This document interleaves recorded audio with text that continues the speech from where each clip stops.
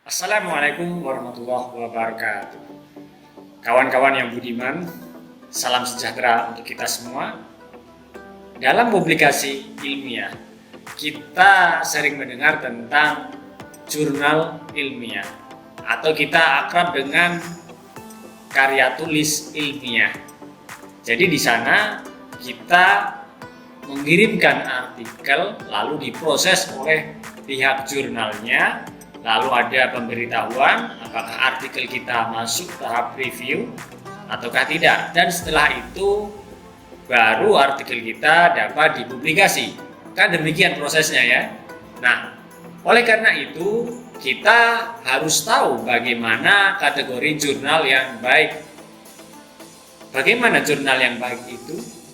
Nah, di sini kita berbicara tentang jurnalnya ya, bukan tentang artikel, tapi tentang jurnal atau pengelola yang mempublikasi artikel ilmiah.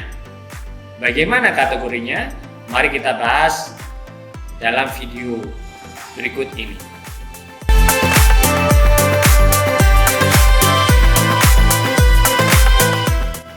Jadi begini kawan-kawan, untuk memeriksa bagaimana rekam jejak suatu jurnal ilmiah, kita perlu pertama-tama buka web browser. Kali ini saya menggunakan Mozilla Firefox. Selanjutnya kita buka situs Sinta Kemendikbud. Ini saya buka Sinta Kemendikbud ini ya. Yang atas ini kita klik. Selanjutnya kita cari menu sources, lalu jurnal. Kita klik ini ya. Nah, ini sudah tampil gambaran beberapa jurnal dari situs Sinta Kemendikbud. Selanjutnya kita pilih ini filter.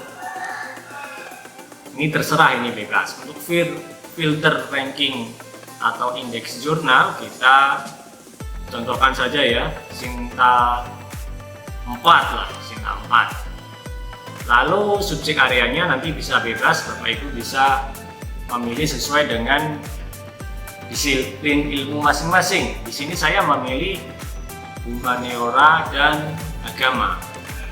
Coba kita filter jurnal. Nah, ini sudah keluar. Yang pertama adalah International Journal of Language Education.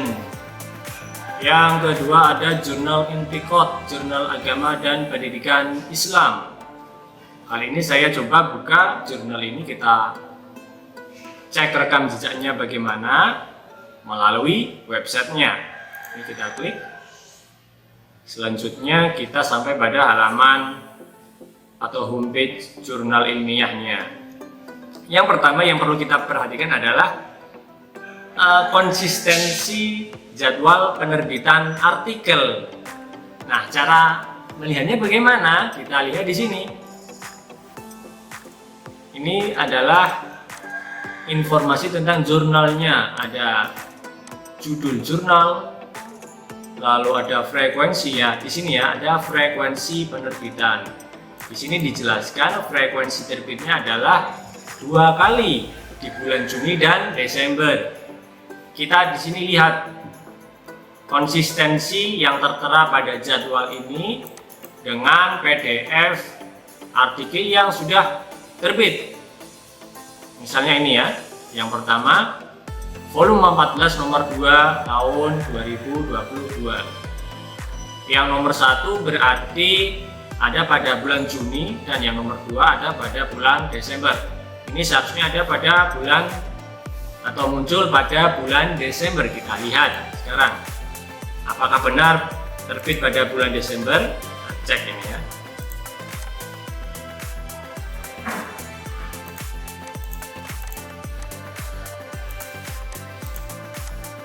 Nah, ini kita buka. Pertama-tama membukanya, kita cari file, lalu dokumen properties. Nah, di sini tampil ini ya, created pada hari Minggu 4 Desember tahun 2002 Lalu modifitnya juga sama ya, pada hari Minggu 4 Desember. Jadi ini ada di awal bulan tanggal 4 Desember. Berarti kesimpulannya adalah jurnal ini konsisten dengan jadwal terbitnya. Maka bisa disimpulkan ini jurnal yang baik berdasarkan penerbitannya. Mereka konsisten ya dengan apa yang mereka janjikan. Selanjutnya kita cek lagi. Kita cek pada periode sebelumnya.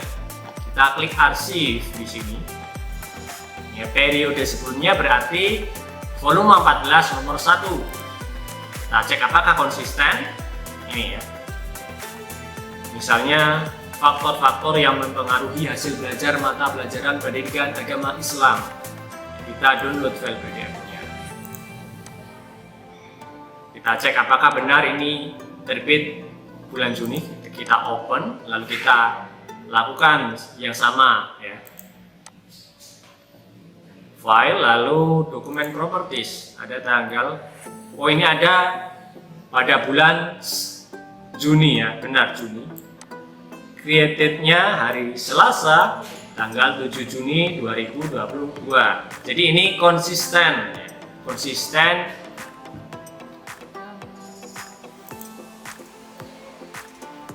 Ini sudah konsisten ini kawan-kawan. Kita tutup karena sudah konsisten. Bisa kita cek lagi untuk tahun yang lalu apakah masih konsisten 2 tahun terakhir ini. Berarti tahun yang 2021 volume 13 nomor 2. Kita cek konsistensi jadwal penerbitannya.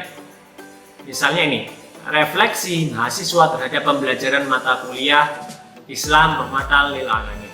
Kita download PDF-nya.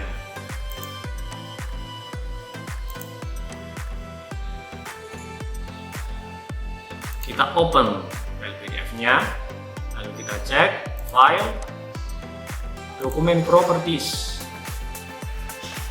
Ini created pada hari Kamis tanggal 2 Desember 2021. Ini konsisten jadwalnya.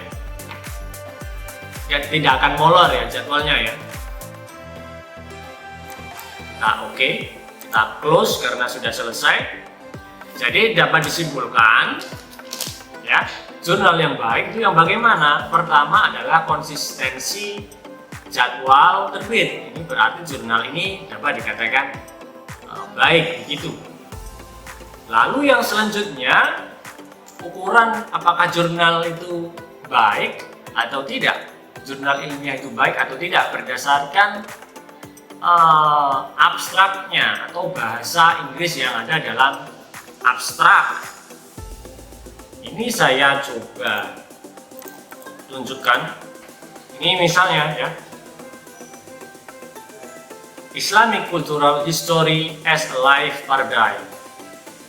Di sini kita lihat pada halaman awal ada abstrak dalam bahasa Inggris dan bahasa Indonesia. Kalau sekilas kita baca, ini di sini abstraknya ini perlu perbaikan lagi ini ya. Misalnya di kalimat pertama kita baca, education is a conscious and planned effort to create a learning atmosphere and learning process. So, nah di sini untuk kalimat pertamanya ini terlalu panjang ya. Nah di sini kita lihat ada beberapa kata sambung yang membuat kalimat ini tidak efektif. Misalnya di sini ada N kata sambung ini, satu ada berapa, kita coba hitung ini ya. Ada 1, 2, lalu 3, 4. Di sini bahkan ada 4 kata sambung. Ini kenapa bisa demikian? Karena abstrak yang dalam bahasa Indonesia saja ini masih agak rancu ini ya. Kalimatnya terlalu panjang nih. Pendidikan merupakan upaya sadar dan terencana untuk menciptakan suasana belajar dan proses pembelajaran sehingga siswa secara aktif. Nah, Di sini untuk membaca satu nafas saja sudah ngos-ngosan. Ini perlu perbaikan ini. Ini kalau kita lihat masih tekstual bahasa Inggrisnya. Jadi Bapak Ibu yang ingin menerbitkan artikel, kita lihat rekam jejaknya, rekam jejak khususnya dalam bagian abstrak bahasa Inggrisnya, apakah itu baik atau tidak. Ini bukan sepenuhnya kesalahan penulis ya, tapi juga pihak jurnal ilmiah harus cross check ulang, harus ada proses review, setelah itu ada proses proofreadingnya juga untuk menghindari kesalahan-kesalahan seperti ini yang sebenarnya tidak perlu. Dan juga dalam abstrak itu seharusnya ditulis secara sistematis. Yang pertama, abstrak itu mencakup mencakup pendahuluan atau tujuan, itu yang pertama. Lalu yang kedua bisa berupa metodologi. Ini penting, metodologi bagaimana data itu dikumpulkan, bagaimana data itu dianalisis. Lalu yang selanjutnya adalah temuan, apa sih temuan dalam penelitian ini, dan setelah itu adalah kesimpulan atau saran. Biasanya seperti itu ya. Namun setelah itu dalam penulisan jurnal ilmiah harus diperhatikan tenses dalam penulisan abstraknya, abstrak bahasa Inggris ya. Tensesnya itu tidak asal-asalan, tidak narasi ngaloring itu tidak. Tensesnya harus diperhatikan, harus memakai tenses past tense. Itu menunjukkan bahwa penelitian ini telah dilakukan dan membuahkan hasil temuan. Jadi harus jelas tensesnya ya. Selanjutnya kita dapat cek lagi ya pada bagian layoutnya. Jadi tadi yang pertama adalah konsistensi jadwal terbit, lalu yang kedua adalah bahasa Inggris dalam abstraknya, lalu yang ketiga adalah layoutnya. Kita cek layout di sini. Introduction ini sudah cukup, layoutnya ya. Nah ini untuk layoutnya ini ada ini ya. Ini saya blok ini ya. Ada character education is sometimes interpreted. Nah ini satu paragraf ada satu kalimat, ini masih perlu diperbaiki ini sebetulnya ya. Hal ini tidak akan terjadi jika ada proses review yang ketat atau proofreading yang ketat juga ini ya. Ini kan kalau dilihat kita lihat pakai mata aja sudah nggak enak ini. Kurang lebih ini sudah bagus ini ya. Lumayan lah. Coba kita lihat pada artikel lain. Nah, di sini kita lihat untuk bagian layout ini kurang rapi. Kurang rapinya bagaimana? Kurang rapinya adalah pertama pada bagian judul ini ya. Ini tidak dicetak secara tebal, cetak tebal, bold. Harusnya ini kan cetak tebal ini. Lalu ini penulisan nama, lalu instansi ini tidak rata tengah. Ini kan tidak rata tengah ini ya, tidak rata tengah. Lalu ini ada ketidakkonsistenan. Abstrak yang bahasa Inggris ini lari ke kiri, lalu abstrak yang bahasa Indonesia ini rata tengah. Ini bagaimana ini? Ini harusnya konsisten ya. Ya,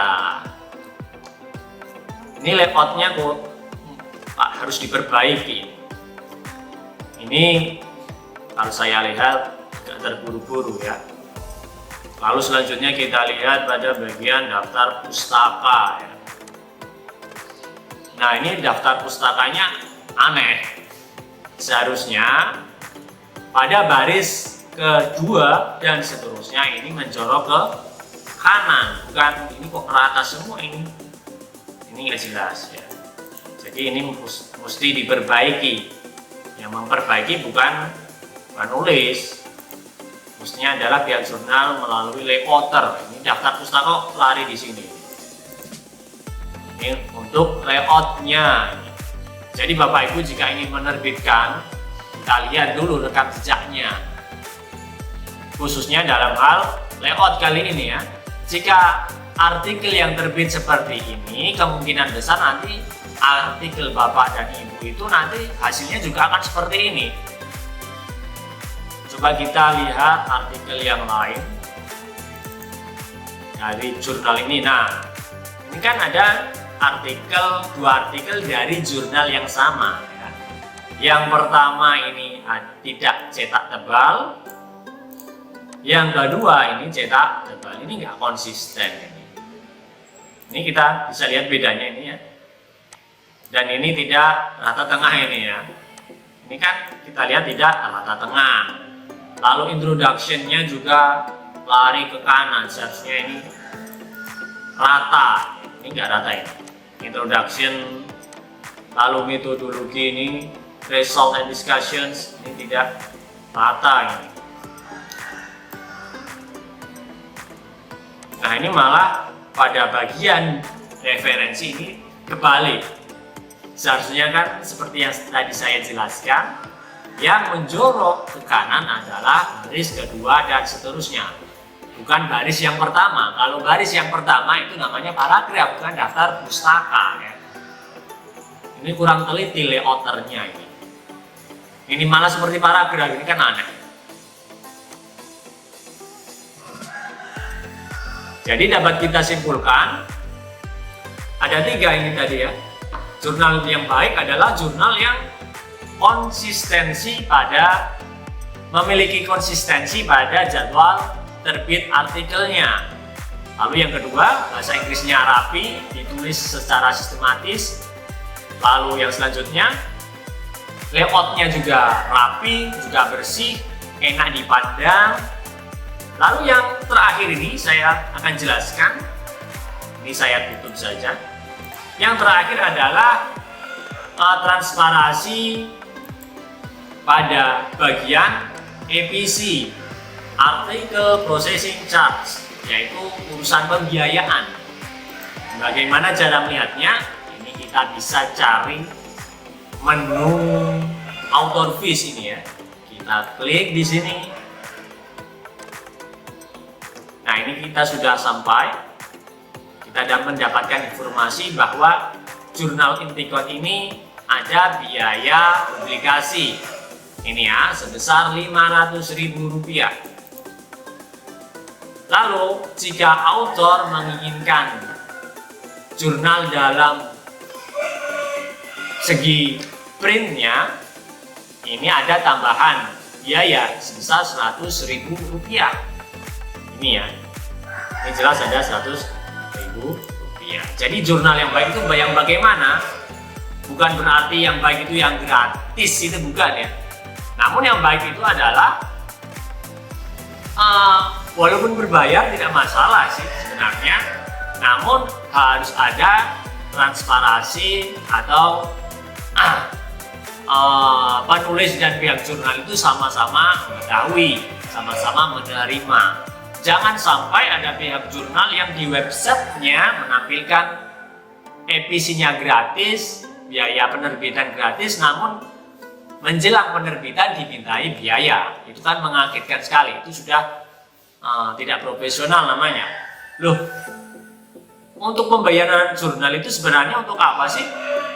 Ya, memang ada jurnal yang pertama, ada jurnal yang gratis. Ada jurnal yang berbayar, ada jurnal yang malah penulisnya yang dibayar.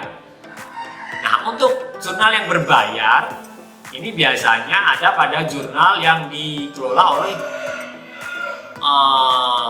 instansi swasta atau perguruan tinggi. Itu untuk apa? Untuk membiayai layanan layout, misalnya layout, lalu review, lalu artikel dalam bentuk cetakan dan seterusnya. Jadi itu ada biayanya, nggak gratis kawan-kawan ya.